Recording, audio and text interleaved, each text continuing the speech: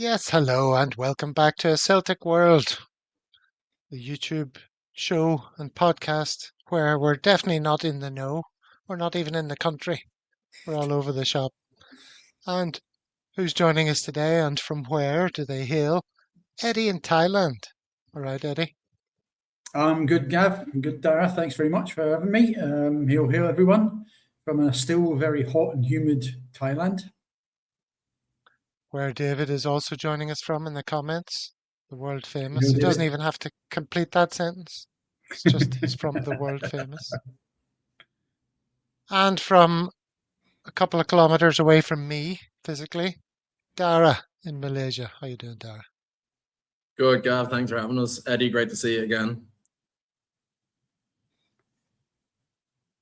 Yeah, well, good to see you boys. We're all just getting back into the swing of things, having been away for our summer holidays. You look like you've been working out, Dara, all summer, have you? Or just today? The only working just like that, a beer.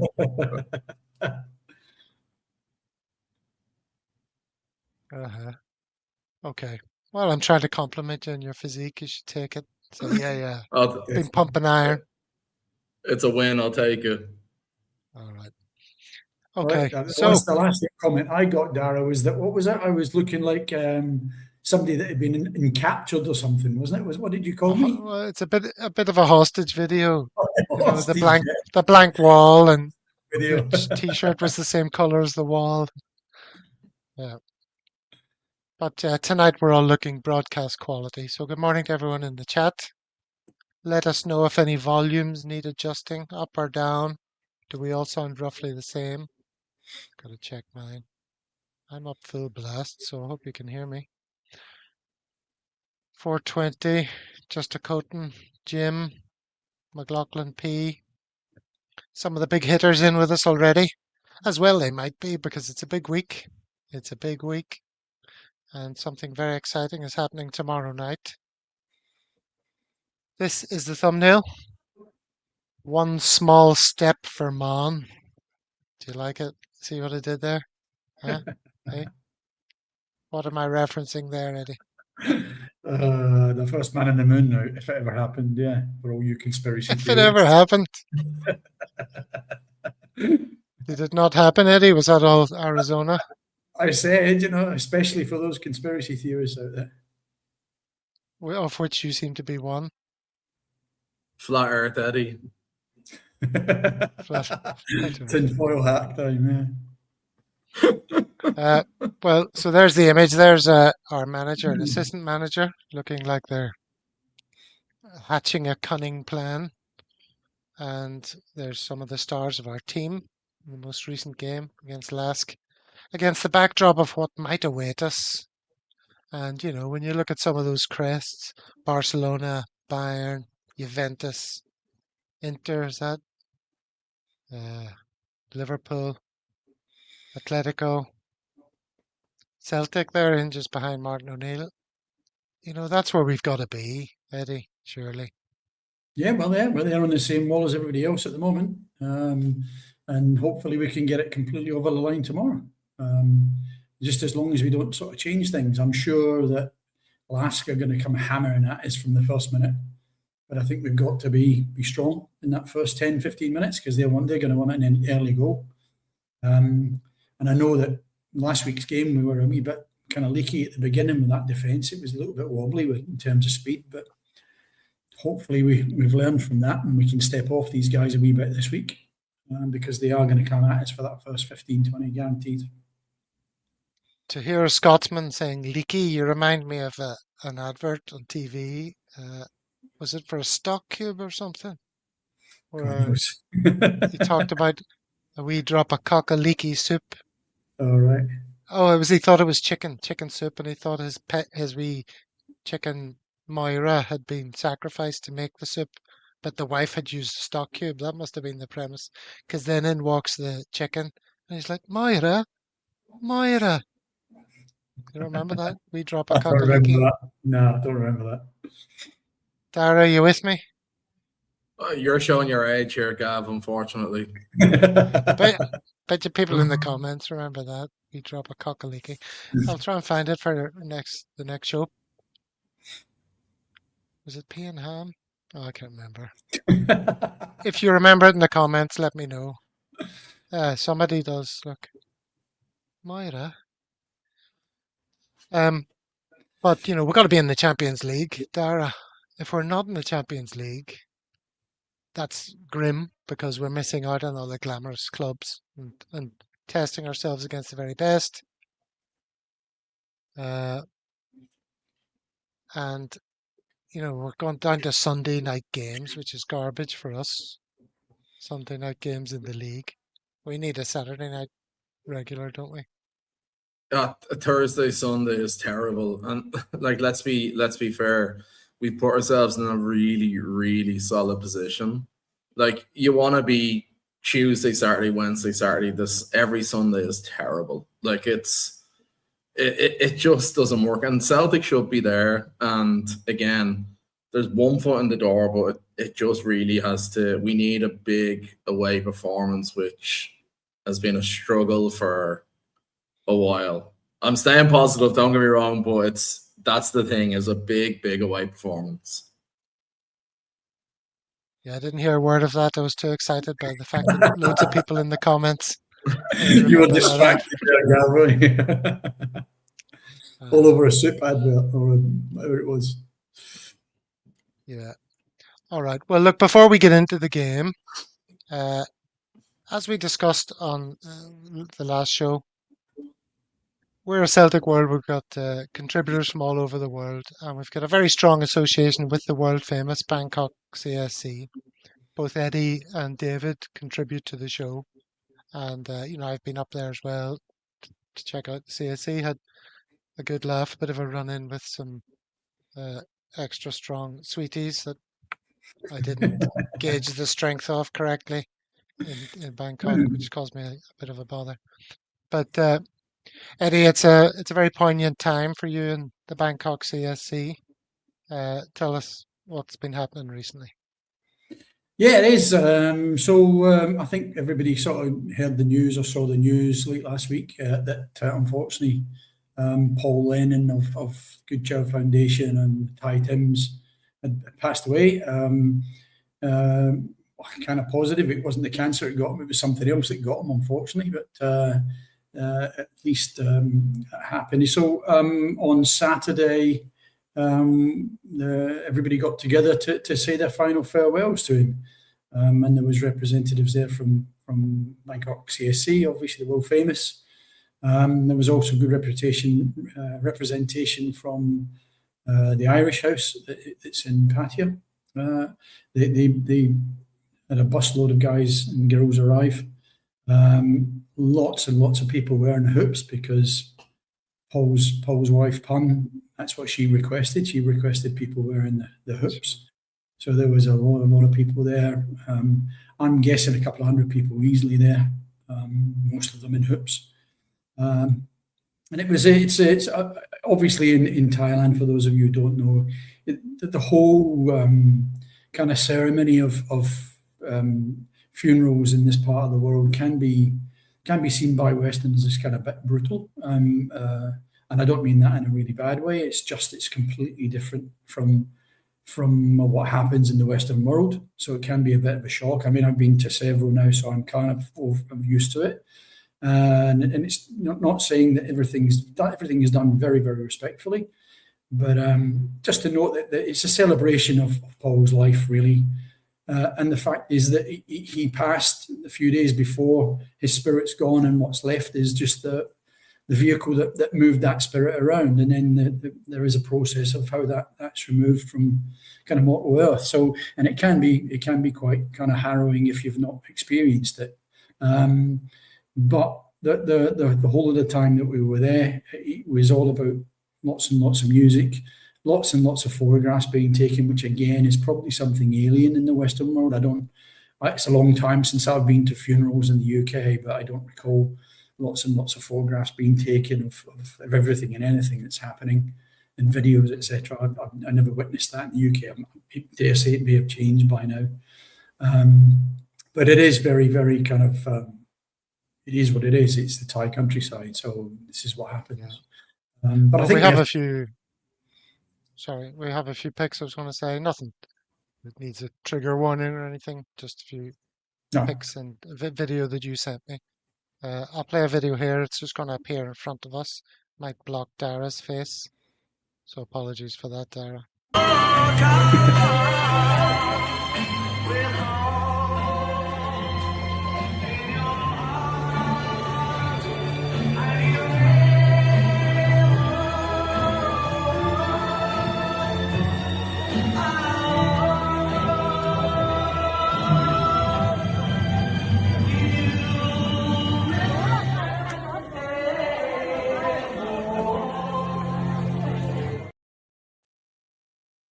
Wow.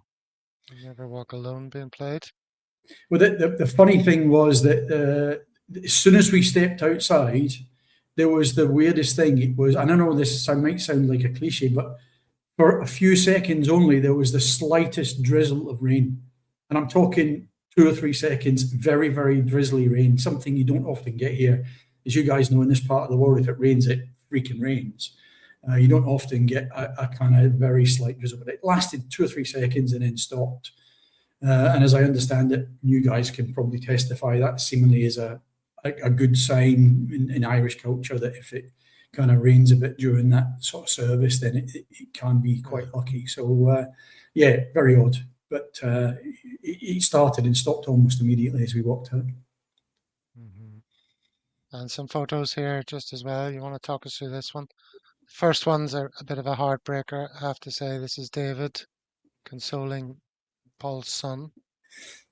Yeah, this is so basically what happens. This is at the end of the service, so we carry Paul up right up to the door of the furnace, if you like, and then he's put into the furnace with a box, and there is a monk. There's some chanting, and then the kind of flames come on, and the steel door just slowly drops, and this is Bernie with David, who were very close to that entrance of that furnace, and they just held on to each other for a very long time during that part of it, and then we left them up there for must have been 10 minutes easily, where David just absolutely momentous thing to do, that he just held on to Bernie, even to the point where Pun sort of said, well, he's got a new dad there, that another dad that can kind of look after him now that Paul's gone. Very poignant, and very heartbreaking, that point. So, and this is the whole of the family. So, just from left to right there, Stevie is, believe it or not, Bernie's younger brother. Stevie's a big lad. His English is fantastic, and he made a couple of kind of speeches and really went down very, very well. The lad next to him is James. That's Paul's nephew, and his mum is next to Bernie. That's Steph. She's Paul's sister, standing next to Pun, and then the other two ugly mugs are myself and David. And Paul is obviously just behind us there in the coffin. Is you in the kilt? Yeah, that's the official Glasgow Celtic Football Club tartan, believe it or not. I was the first one to buy one of those. I think the players got them, but I bought one. Very good. And again, this is right at the end. Only difference there is you've got Pun and David there, and then David's wife Aileen, and Bernie and Stevie with me tucked in the middle there. And just behind that building behind there is actually where the furnace is, where the actual burning takes place, and you can probably just about see the monk is still up there inside there. This one's interesting. I'd always wanted to meet this gentleman. This gentleman is Ajahn Paul. He, believe it or not, is he's the guy that Paul spoke to, that owned the school in Canterbury, and persuaded him to take Bernie as a student in a mainstream school. He's a retired police chief in Canterbury. So he basically said, he told the teachers to take Bernie and look after him and make sure he was learning alongside the other kids. mainstream schooling. First time it happened. And in return, Paul and eventually Pun agreed that they would help teach the kids English, the 13 to 18-year-old kids English. And of course, it went on from there, because Paul then did all sorts of bits and pieces for the school, raising money for the school and doing different works for the school right the way through the whole period there. So yeah, this is Bernie with Eddie Murphy. Eddie owns the Irish House in Patia. So he's got good relationships, the same as we have with Celtic supporters in this area where I am, in Patia, and good relationships with some of the ex-Celtic players, and one of them in particular, Didier Gat. He's got a good relationship with Didier. He goes to the Irish House quite regularly and FaceTimes Lubo and people like that. And that's just a picture. The hoops and evidence there. All the hoops, yeah. There's quite a lot of people in hoops there. This was just one group. Some of these guys and girls are from the school, and there was a couple of girls there. Now they're a little bit older. Obviously, there's a couple of girls there that actually were part of the original Thai Tims and actually were on Celtic Park, which was actually quite nice. So they'd gone the whole journey with Paul, all the way from the trip to Celtic Park right the way through to this. So that was nice that they were there. Fantastic.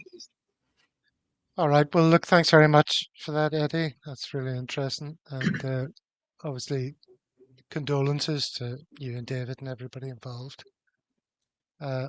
So thanks for doing that for us. I know that's not maybe what people were expecting from the start of today's show, but important. Yeah, I think it's, as I said at the beginning, I think what everybody has to remember is all the positive stuff that Paul did in his life, and for people, all over. And it's important that gets remembered rather than what you've just seen. Remember the things that he did. Look at the pictures of the Thai Tims at Celtic Park, in Belfast, in Manchester, everywhere they went. To take 40-something kids literally from the jungle, who'd barely been outside of a village, all the way to the UK, is extraordinary in itself, let alone everything else he did through his lifetime. So it's a real positive thing, and I don't know who's going to take up that mantle anymore. I don't know who's strong enough to ever do something like that again. I'm not sure there is anyone. Hail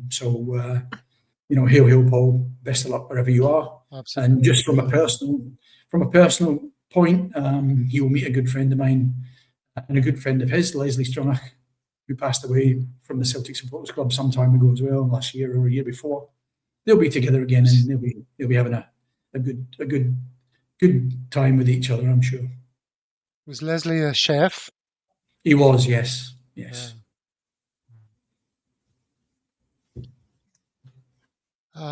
Okay. Well, thank you very much for that. That's great. It's amazing, Dara, to see the connection there in Thailand with Celtic. It's just incredible, isn't it? It's unbelievable. I remember years ago seeing the Thai Tims on social media or whatever, and just thought it was so impressive. I wasn't really across what Paul had done, but reading bits and pieces during the week and just seeing that was really, really nice. And just seeing everyone just being invited into the Celtic family wearing green and white hoops is it's brilliant. It's like you don't get it anywhere else. Yeah, I think Innes showed this book last week, and this is the book that Paul wrote, and this is the full story of Bernie and the Thai Tims. And if you do get the chance to get hold of it, I don't know whether it's online or anything anymore, or a hard copy. It is an amazing read of the whole story. And I have to be honest, I'll tell you this. Years and years ago, when I first got this and knew about the story, I sent a copy across the pond to a very famous movie director. And I was saying, this needs to be a movie. This needs to be a film, because it has absolutely everything in it that would make an amazing film. And it's true. That's the point. Every bit of it is a true story. So if there's any budding screenplay writers out there, get hold of this book, get writing, and see if you can't put something together. I didn't know you knew any famous movie directors. I mean, I'm available for acting work, Eddie. If you want It to was give a him any cold info. call, Gav. It was a cold call. That's why I never got a response. But yeah, I'm sure you probably know which one. He actually, not recently, he recently did a movie to do with the caves, the cave kids that get the football Oh, team that yeah. got stuck in the cave here. So you probably know who I'm talking about. Okay. All right. Well, rest in eternal peace, Paul. Uh, great, great, great. A very sad ending, but what an incredible life. So yeah, as you say, let's celebrate that. Okay. Well, we're going to have to move on to talk about what awaits us now coming up as Celtic fans, which is the away leg at Linz in Austria. Dara, do you know much about Linz? Have you been studying up on your geography and history? I was only thinking when you sent me the run sheet earlier. I was like, we lived in Berlin for 3 years, and I never managed to go to Austria, and I don't know why. But yeah, I'm not too familiar. I know as far as Vienna and Salzburg, and after that, I'm at a loss. Okay. Well, let's have a little look at what it says on the Celtic website here. This is sort of information for traveling fans. OK Platz in the city centre offers numerous bars and restaurants and is a central point for traveling fans. This is kind of what it looks like. Very European. You know, there's the tram lines, ornate facades. That's the stadium there. And I just thought some of these facts were interesting. Beer will be on sale inside the stadium, and all fan materials are permitted. So that's pretty good news. I mean, their fans are a lively bunch, Eddie, aren't they? I was going to say colourful, but it's black and white, but you know what I Yeah, mean. yeah. Yeah, they were certainly lively. You know, they had pyros and all sorts at Celtic Park last week, I noticed. So yeah, they'll be good. I think the one you're going to show in a minute will show that some of their ultra stuff, right, with the tifos. Yeah. This was took me a while to work out what was going on in this tifo. But I think it's only a small stadium, though, isn't it? It's only 19,000. Is that right? Yeah, it's pretty small. Yeah. Can you see this? When LASK Linz Ultras turned their home end into a masterpiece. You know, tifos are now becoming, moving objects, aren't they? And this is one of them.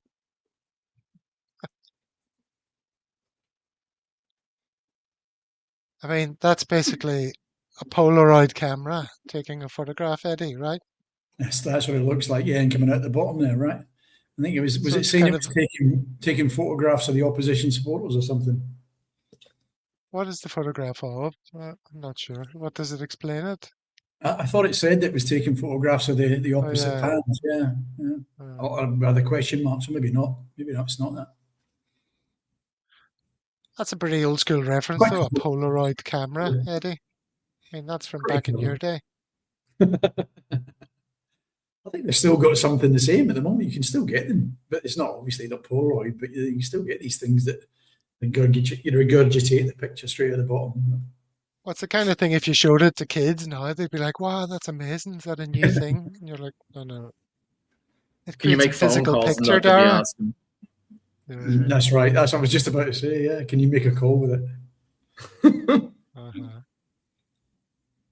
All right, I've blocked Rodrigo in the comments, everyone. Didn't see that for a second. Yeah, that's what the fans are going to be making a lot of noise. It's going to be really exciting in the stadium, I reckon. No doubt about that. But what if you wanted to, you sort of fill your time outside the game? Is there anything much to do in Linz, gentlemen? Oh, well, I found something to do here.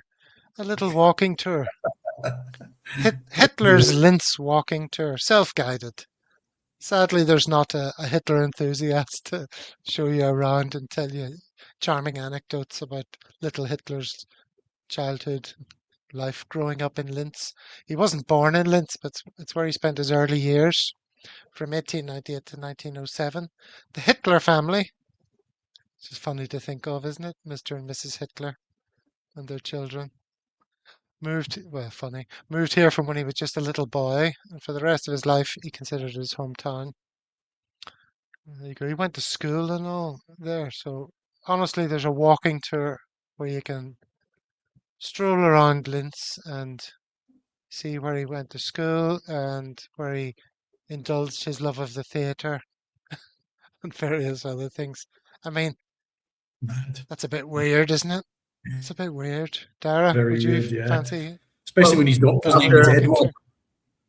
After living in Berlin, that's quite weird because for most things, they try to get rid of any sign of what happened and everything else. But I mean, he might know where the best schnitzel is in Austria, so that could be something to check out. Yeah, I mean, it's a difficult thing to make a tourist attraction, Eddie. I would say so, yeah. You're quite right. It is a bit odd, yeah. Certainly not something I don't think I'd be very interested in doing. But then I don't do a lot of the touristy kind of stuff when I'm away anyway, so I'm not big on it. Brian loves it. He's been on the tour 4 times, he says. He was unpopular at school. He was kicked out of school, I read today, as part of my research. Multiple times. For lack of achievement. Yeah, he was an idiot. His love of the Huns was questionable. Hitler was an idiot? That's a very bold statement. How could you say so? No, factually. I'm joking. Yeah. I enjoy history too much. Notoriously not very bright, right? I think that was quite, yeah. That's why Austria got rid of him and gave him to Germany. They spot the war criminals a few years ago. Most of them ended up in Argentina, didn't they? Or quite a few of them anyway. South America anyway, yeah. All right, well, that's enough Hitler for one day. Don't you agree? I mean, more than enough, there's only so much time every podcast should allocate to discussing Adolf Hitler. We've just gone over it. All right, so I wanted to talk about the game. What do we expect from the game? Kevin Fitzpatrick is buzzing for the game. And how can we not be buzzing? We're 3-0 up and we're 90 minutes away from Champions League qualification, Eddie. All right? So you're Martin O'Neill. What are you telling the boys in the build-up to this game? Well, according to reports, he's stopped them all on social media, hasn't he, to try and stop them getting too cocky about it. But I think you just got to start and say you're starting from scratch. Forget the 3-0. We're here, it's 0-0. But he's got to be cognizant that these guys are going to have to come out. They're going to have to come out and go the same as they did at Celtic Park, to be fair. I mean, first 30 seconds, they could have been 1-0 up, barring a couple of yards of offside. So I think he's just got to get them to tell them to keep the head a bit, make sure we're strong in defence for that first 15-20. I think that first 15-20 is going to be behind your fingers, behind the couch time again. But I think if we can get through that, then I think we should be able to get a foothold in the game. I think with that attack that we have now, I've got confidence that we can score. The times we've been in Europe recently, especially in these qualifiers, you look at it and thinking, who's going to score here? Who have we got that can actually put the ball in the back of the net? But we seem to have, touch wood, we seem to have a few options this time, and that people are scoring sort of from different places, different positions. So that's what I would be doing, making sure that we keep that tight and keep it, at 0-0 at least, or even if we can score before them, then great. But at least keep a clean sheet for that first 15-20 to give us that sort of breather. That's got to be the message, keep it tight, don't make any mistakes in the first phase of the game. Yeah. A lot of people are saying, Dara, like Eddie just said, that, we're probably going to score.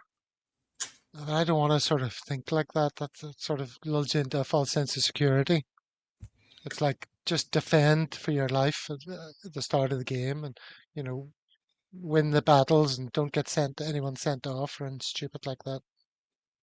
Well, I think like looking back on the game last week, I think it's going to be the reverse of that. They're going to try to have their foot on the ball as much as possible. They have to go for it, and we will catch them on the break with Duran or playing long to big Casper. But the big thing is no stupid mistakes. And I really couldn't care if we pumped the ball long for 90 minutes and got nothing from and they don't score. Win ugly or just get through ugly. I think we have to be prepared to not have a lot of the football and just be prepared to win it dirty and just get through, because like to be playing like we have to be in the Champions League. That's the be all and end all. Mm-hmm. I mean, it is true. Scotty Dog says if they get an early goal, it'll be squeaky bum time. I put a similar comment in the description to this video, something along the lines of if they score first, every Celtic sphincter will tighten. Can I include your sphincter in that, Eddie? Definitely, as I just said, I think it's going to be like that. Somebody just said that it's a two sofa game. I think they're right. I honestly think they're right for that first 15, 20. The funny thing is that last week I didn't actually feel like that at all. I thought we were, even when they scored in that first 30 seconds or whatever, I didn't feel as badly, as nervous as I have done in previous qualifiers. But I know that I'm going to be, behind the sofa for that first 15, 20. I'm sure I am, unless we get that early goal ourselves. Yeah, Will McMillan is confident about this game, and maybe there's a difference between having confidence in the outcome and feeling confident about the journey to the outcome. You would have to be relatively confident that we'll make it through in the end. You know, for them to overturn a 3-goal margin is going to be an incredible achievement by them. So incredible that it's highly unlikely, right? But it's going to be tricky enough, the 90 minutes. You know, I'm not particularly looking forward to the anxiety there of that. Do you get anxious watching the games, or are you just, feet up, Well, come on the Celts? I didn't get out of bed last week because whatever we're doing, because it's 3 a.m. I'm going to get up now tomorrow or Wednesday morning for 3 a.m. and I need to apologize to Hannah already if I'm down here shouting because she's up early for school. But have we watched the end of the league together, and that was nerve-wracking. And this, we have a 3-goal lead, but it's just the big thing of a solid first 15, 20 minutes, grow into the game, get the foot on the ball and not concede. And then you need them to be like really chase and we catch them on the break, because Duran running at people is just, as Martinoneill said, he's already paid back his fee just with those 2 goals last week. I'd love to see another 2. Mm-hmm. Well, Jim here talks about our need to get a grip on the midfield tomorrow, because they played through us last week. They were in the game the whole time and finding lots of joy and lots of space. So at least we've got Arnie Engels to be physical and as our defensive midfield cover, Eddie. Yeah, I'm not sure. Can open. Yeah, I'm not sure. It's only 7 up. I saw him. I saw the highlights of his game, his first game, the weekend.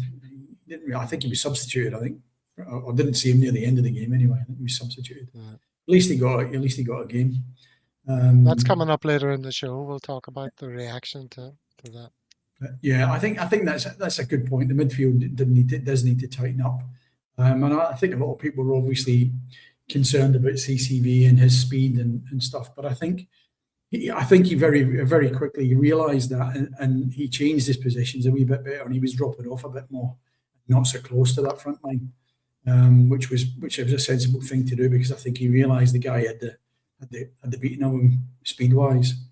But it'd be interesting in the midfield to see what Martinoneill does. Be interested to see who's in that midfield. What will he do? What will be the midfield? Well, I think he'll go with the same. I think we were talking. I think Paul was talking maybe last week about the same sort of thing. I think I would be surprised if that team changes. I'd be very surprised if that team changes from last week. Yeah. So the midfield trio being Cal Mack, Bauer, and Negron. Yeah. I can't see why you would change it. Who else are you going to put in there? McCowan? I doubt it. Hatate. Not going to change that. Yeah, but I mean, but to be fair, Hatate came on and he did the job, didn't he? He actually did quite well when he came on. But if it's the choice between him and Bauer, I know where I'd be right at this moment. Well, we haven't seen that much of Bauer, really. Yeah, but I mean, who knows what Martinoneill going to do? I mean, the worrying thing is if he tries to shut up shop. I don't see him doing that. But if he throws on a whole load of defenders from the start, then that's going to be quite worrying. I think putting out the same team sends a good message to them to say, this is what we're going to do again. But yeah, it'd be interesting. I mean, it's probably one of the things I'm looking forward to most about that is seeing the lineup of the team. Maybe not kickoff, but at least seeing the lineup. Looking forward to that bit. Well, I suggested that overturning a 3-0 margin would be highly unlikely. Paddy Lavery didn't like me saying that, in case I jinx it. But in comes Mahesh with some stats. Only been 5 times in European competition that a team has won the tie from 3 goals down. So let's put the kibosh on that then. It's highly unlikely. I'm not saying it's impossible. I don't want to be the 6th. No. Definitely not. Every game so far we've looked vulnerable, says John. Vulnerable at the back, but thankfully the opposition have been poor finishing. Very good point. My confidence tomorrow is Martin will sort it. It's a very good point. I mean, we were lucky that even in that game last week that some of the finishing was poor. A couple of chances they had that they were, amazingly about how they missed them. And as I say, 2 offside goals. So you're right, they were in the game a lot, and I'm sure the only thing is obviously they're going to be under pressure now, aren't they? They're going to be under pressure, as Dara said, to push forward, and that just might give us an opportunity for breaking away. And I think if that happens in the first 15 and they're pushing us forward and we break away and score, then that might be the end of it, to be honest. So let's hope that's what does happen. It is a big game for Calmac and Bauer, that's for sure. They really need to be on it. The only other player who might be in with a shot for a start is Hassan, but where, Dara? How does that work? Well, do you take Big Casper out and put Duran up front and put Hassan out to the right where he prefers to play? But you lose a focal point there because the way he holds the ball up and brings people into play is, like, don't get me wrong, he was signed to score goals. He's like a host scores goals, but he's there to link the play, which he has done brilliantly so far. So, I mean, Hassan is a threat off the bench unless he wants to put him out left for Yang, which I don't see that happening. He seems to have a thing for Yang, and Yang works, so as in he has a good work rate. So I don't see the team changing. I can't see anywhere that he's putting a change in there. Yeah, neither can I. Yeah, I think you're going to need Yang on that start for that defensive element that he does, that chasing back. I think you're going to have to. If you've got a Yang and you've got Duran doing that chasing back, then on those 2 wings, then that's going to be a benefit to us in that first 15-20, guaranteed. If they had got the Hassan deal done earlier than they did, he would be probably pushing more for a start if he actually had game time. But he came on for 5 minutes at the end last week, so there's nothing really to go on with the team. So I mean, just keep it as it is. Wait till a league game comes around. You can rotate there, but I mean, Martinoneill historically doesn't change his team that often. Like, he has a set 11. He basically has a set 15 at most of the time, and that's how he operates, which is fine. So I don't see a change. I'll eat my hat if I'm wrong. It's fine. Well, not with Duran's performance in the last game. I mean, he's clearly not going to be shifted around or anything. Mahesh seems to be suggesting that our talk of keeping it tight might not be the case if Martin does go for it and be on the front foot and get a goal. I mean, that's the other way of doing it, the best form of defence. Possibly our best form of defence is attack, Just go at them, get a goal, and then we can all sit back and enjoy the rest of the game. Oh, wouldn't that be nice? Wouldn't that be nice? Be amazing. but that seldom happens. I mean, we're conditioned in the last however many months to find just to find watching Celtic an exercise in anxiety and annoyance and frustration. But things may have changed, Eddie. Huh? Well, it would be good to be like that. I mean, it's okay waking the neighbours up with some joyous stuff. It's when you wake them up when you're shouting and screaming obscenities. That's what worries my neighbours. But yeah, if it's cheering, then I'm sure they'll be fine with it. Yeah. Brown Warrior, I think bringing in an extra centre back in Scales and drop a winger off 3-5-2, match them up, counter them at pace. That could be an effective strategy, but I don't think it's one that we're going to see for the reasons that you've just said, Dara. I don't think he's going to change that much up. I think that sends the wrong signal. Sends the wrong signal, I think, to them. I think you've just got to send a signal that says we're up for this and we're not going to change the way we play. I think that's what we've got to do. Yeah, attack, even better. Mm-hmm. You don't really hear your fans shouting that anymore, do you? They used to shout that. I remember when I used to go to watch Wimbledon when I lived in London, and the fans used to shout, funnily enough, for Wimbledon, attack, attack, attack, attack, attack. But that was during a riot. That wasn't football. A better footballing team than people give them credit for in the time that I was watching them, I have to say.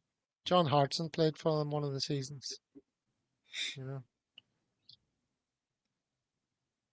But yeah, people are confident that some people commenting that they're confident for us to win. Like I say, I'm pretty confident we're going to get through it. But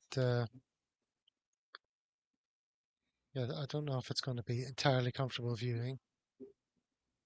We haven't played 3-5-2 yet. David's always talking about this. This is how we're going to get the two strikers up front. Getting Duran in his best position. There seems to be a belief that that will ultimately happen at various times throughout the season, Dara, but not now. I don't want to say it. I just think, don't get me wrong, it's great that you have someone who can play up front and on the right, but just look how effective he's been off the right. Like, great last week, 2 great goals in LASK, but before that, the first 2 games he played, he was always cutting in, looking for someone, counter-attacking, taking a shot on. He's dynamite on the right. He doesn't need to play up front. I think Martinoneill has found his best position, never mind playing up front. It's hard to argue that he's in a good position for him if he's given us all these results, certainly yielding results. So I think we've been crying out. Sorry. I was going to press you for a score prediction. Oh, okay. Fancy that? The first thing I think is we've been crying out for a Kuhn replacement, and I mean the way that Duran plays, he does that. He comes in from that right and goes on to his left and knocks him in. It's very Kuhn-like, I think, in the last couple of games. A score prediction, I'm going to go 1-1 on the night. I think we'll Who both scores score first? I think they'll score first, and then we'll score with a breakaway when they're trying to get the second. That's my prediction. Brilliant. Dara? I was going to say 1-1 as well. I don't want to put a loss on there, but I think 1-1 or we'll snatch a 1-0. We'll catch them on the break one way or another. Mm-hmm. All right, well, just to mix it up, I'll go for like a high-scoring match. I think, well, David says we might lose 2-1. I think we'll lose 3-1 and go through. And that'll be fine. The score will be 2-1 at one stage and we'll be comfortable. And then just to make us nervous, they'll score close to the end. But I didn't want to say that as a guest. I'll let you say as the host. That's more or less where I was at, but I'm not putting that out there. You're allowed to say it. That kind of annoys me when we go off air and then somebody says, "Oh Jesus, do you know what I really think?" I'm like, "What? Why didn't you tell us? Tell us what you really think." No, I really have been thinking that since I read the run sheet. I think We might lose the game, but we won't lose by 3. That's the big thing. I think we'll do enough to get through. We will catch them on the break. Like if we're 2 down with 5 to play, we'll catch them there. That's the big thing. But I don't think we'll be in that position.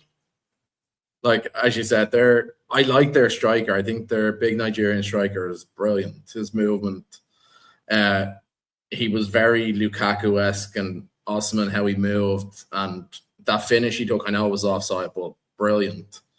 But we'll catch them out. I really see it.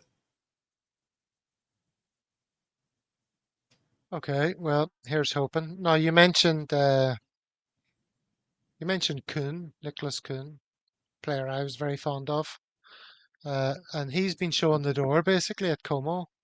He's been a bit of a failure there, so he's been told that they're going to put him on the transfer Really? list and I sell didn't him. know Yeah, that. not too happy with how it's Complete. gone there for him. Left out their whole squad for the league. Yeah, that's grim.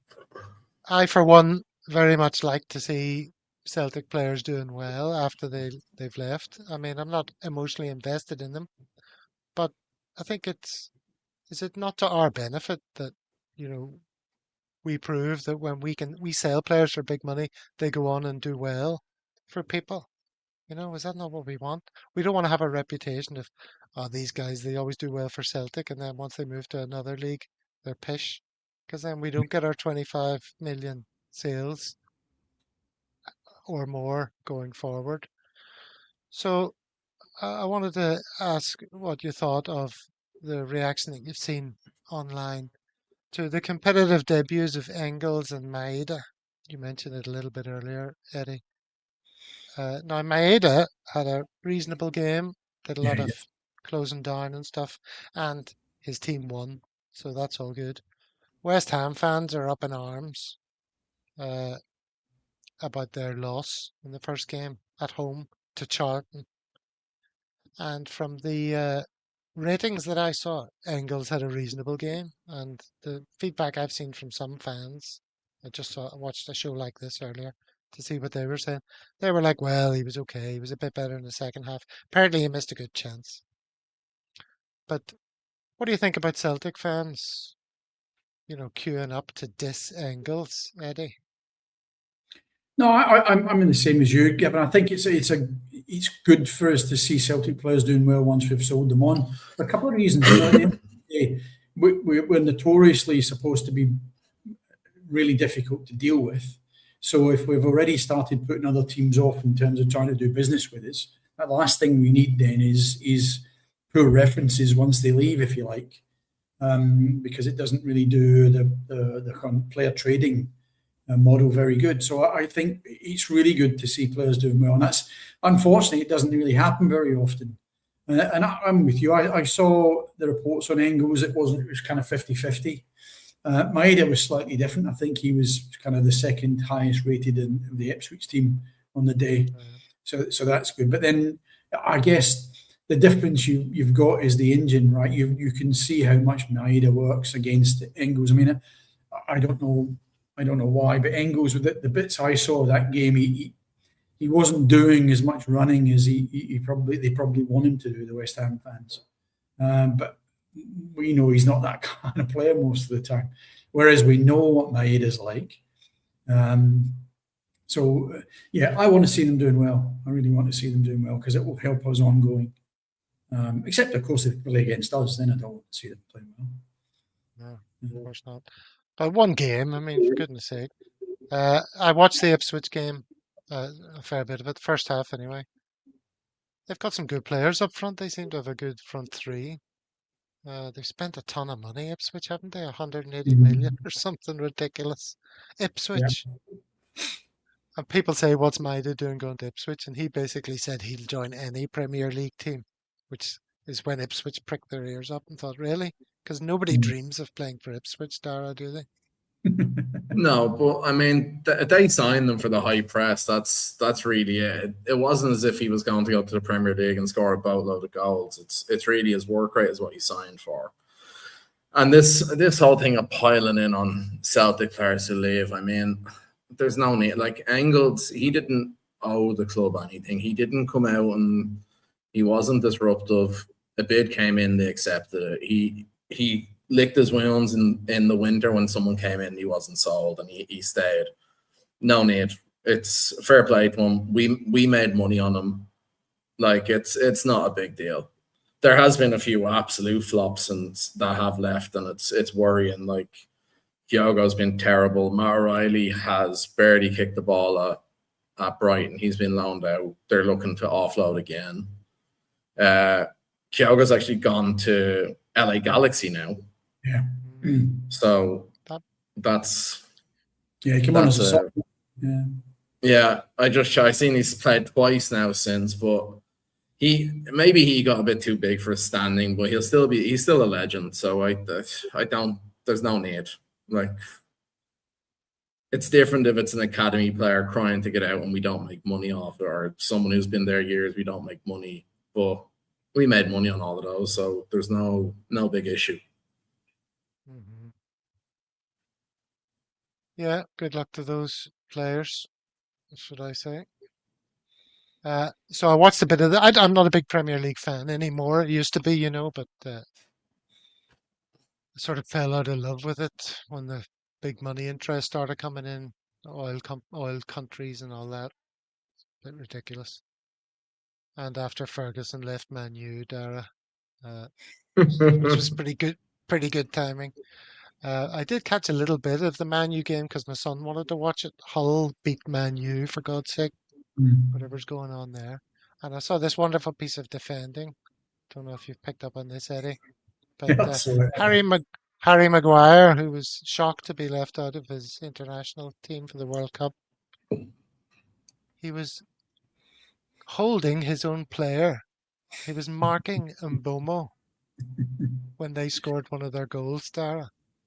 What the hell? What's going on? Is this... I watched the game. I didn't see that as a replay, so I have to question how real it is. But I will say, who knows anymore. But Hull were worth their 3 points. They were excellent. They really were good. I'm just trying to see if. For some reason, it becomes a Celtic Rangers conversation. It must have been posted by Celtic or a Rangers fan. Oh, it's a Rangers thing. Yeah, it's funny who it's funny who you follow on Twitter, eh? I'm secretly a Rangers fan. You've outed me. Oh no! But yeah, a lot of those EPL games are boring. You're not wrong, Will. They're absolutely shocking. You think the amount of money spent there. I think the one thing you see in the EPL though is the speed that the games play. Most of those games, the speed that some of these players are moving at, and the way they're controlling ball at speed is it's off the planet sometimes. I mean, Newcastle, Liverpool, you just got to watch the speed that these guys are breaking at. I mean, it would knock us into the middle of next week. That speed, it's incredible. I watched that last night. That was very good. Newcastle were unlucky there as well. Unbelievable. I'm a Tim Poster. That's the headline for today's show. Thanks for that, Dara. All right. Another thing about the Hull game I noticed was their strip. They had a really interesting strip. Hull are known to be playing stripes, lots of stripes. But they've got this very sort of pared down, simple strip with minimal stripes. And I was wondering, would that work for Celtic, instead of having quite so many hoops? What do you think a Celtic top would look like if it was just, 2 green and 2 white hoops? I tried to get AI to generate one and failed but today and ran out of time because it wouldn't follow my instructions. But would that sort of bold strip suggestion go down well with you, Eddie? No, not for me. Not for me. I think that's a throwback, isn't it? Really, probably to many years ago. That whole strip when it was cheaper and easier to just put those kind of broad stripes in rather than the multiple ones, I guess. But no, I'm tradition. I cannot stand it when we fanny about with Mess her about. hoops. I nearly said a sweary word, but I just can't be doing with it. I want the hoops to be the hoops. And you start messing about with them, it doesn't do it for me. Very old. Well, and there's still traditional. hoops. It's just there's fewer than usual. Come on, Nah, live a little. not for me. Well, it might be better for the sort of more stout gentleman because horizontal stripes aren't very forgiving on the girth. Dara, you probably don't know anything about this, but uh, do you not think fewer hoops would work out better? I think that jersey looks terrible. I saw Yeah, that the whole on one. the whole one. I saw That's that and It's good. I thought it looks like something straight off the market you buy on holidays. Like it looks fake. Like it looks like a knockoff. And then I realized I was on Sky News looking at something, and now it's like rugby league season, and that's a rugby league manufacturers who made that jersey. Because all of them have that now. Whoever they are, I don't know what the brand is called, but it wouldn't be my cup of tea. Oh yeah, Oxen, Yeah. Oxen. I think it looks pretty cool. Nicer than their previous strips. It's a Roy of the Rovers effort, says Brian Moore. Oh, that's exactly what it looks like. So I'm saying it goes back in time, right? It's oldie worldy type stripes. That is not for me. All right, well, we're coming up in the hour. What else have we got to talk about? Oh, I saw this. I thought this was an interesting little conversation. There was an allegation that demons across the city refused to wear the UEFA strip because it had green in the motif on the arm, and that was them being staunch. But I believe that's not actually the case. They had some sort of dispensation. Let me see. I had a picture somewhere. Can't be bothered finding it. But it brought up the conversation that we had. I remember postulating on this show a couple of seasons ago, Eddie, possibly before your time and yours, Dara, that they hate green so much that they must have looked into playing on a blue pitch somewhere in their history, or can they not get grass seed that grows blue, or because it sticks in their craw every time they walk into their stadium and they see grass. There's definitely a They part may, of them that has a problem with that, I'm telling you. Oh, they And may there as was a well play post on during the dirt or week. shit. There was a post during the week, but which has since been rubbished as a bit of a sort of joke.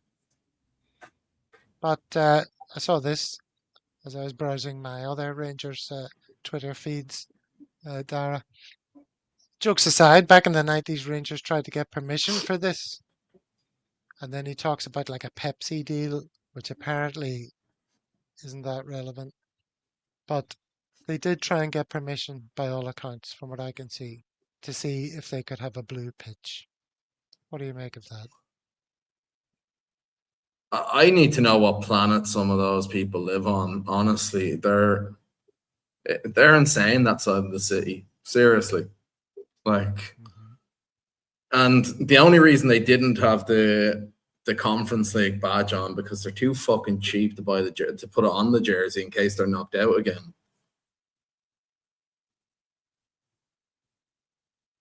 They got in Kentucky bluegrass, says Mickey Moynihan.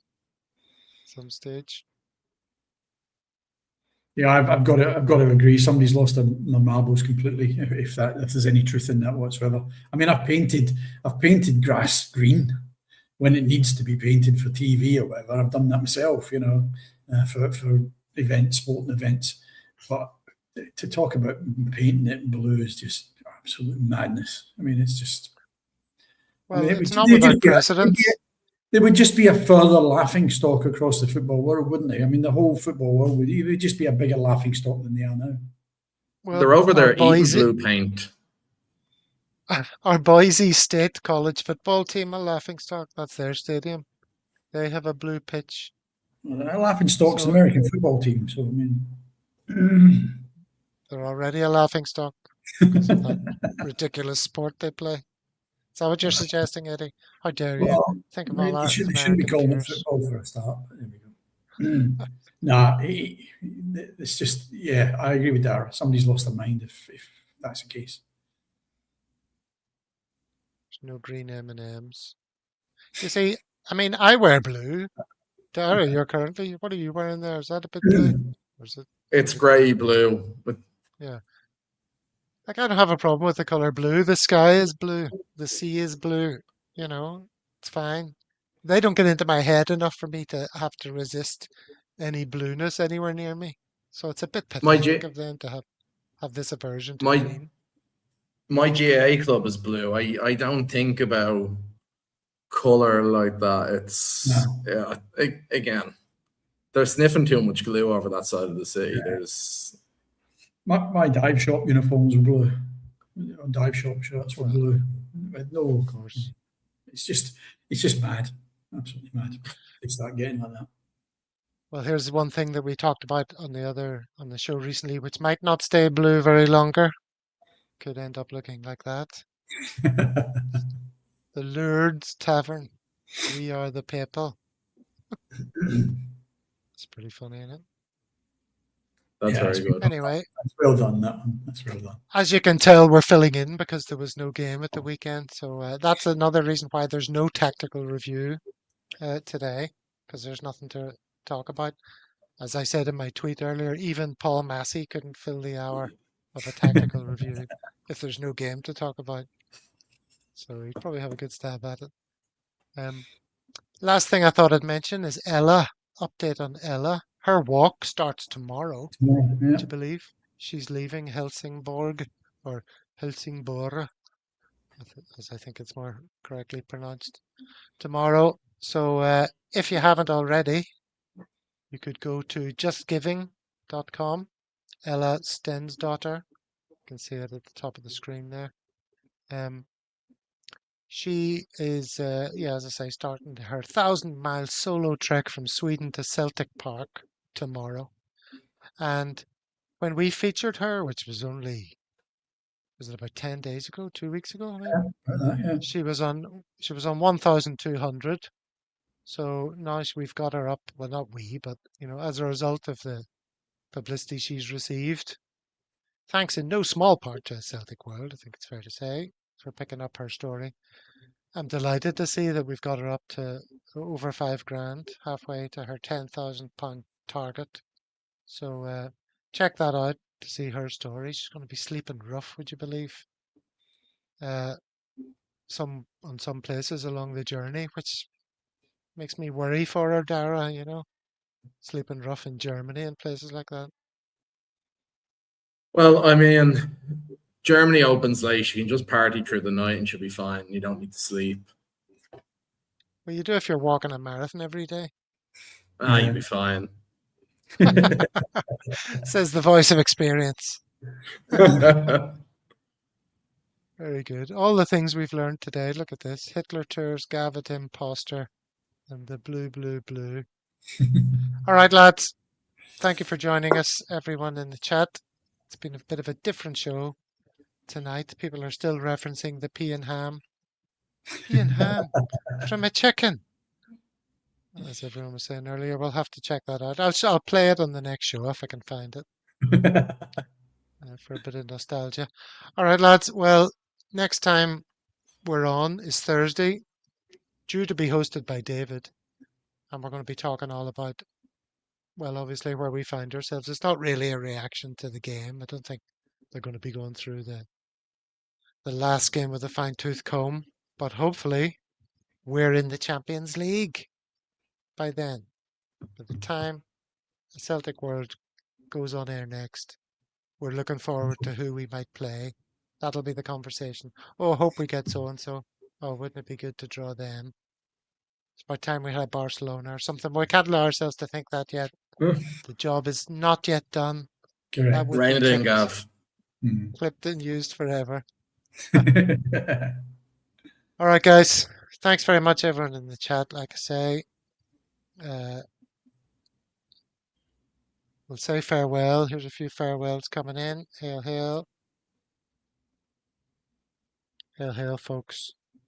All right, lads. The very best of luck to all of you out there. I hope we can make it. And when we all meet again, we'll be talking about the Champions League, like I say. Thanks to Eddie. Thanks to Dara. See you all Thanks, Gav. on the next Thanks, show. Gavin. Here, everyone. Yeah, hell.